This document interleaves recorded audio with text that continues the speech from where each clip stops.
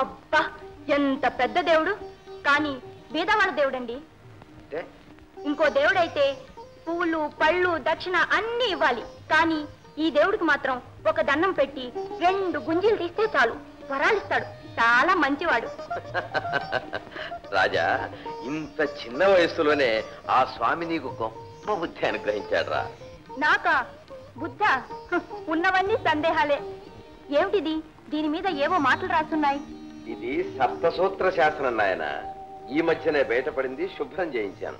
ఏమిటి సప్తసూత్ర శాసనం అంటే 7 నీతులు, 7 జీవిత సత్యాలను దీని మీద చెక్కారు.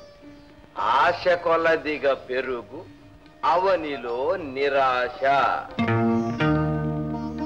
అంటే మనం దేని మీదైనా ఆశపడ్డామనుకో, అది రాకపోతే మనకు బాధ కలుగుతుంది, ఏడుపు కూడా వస్తుంది.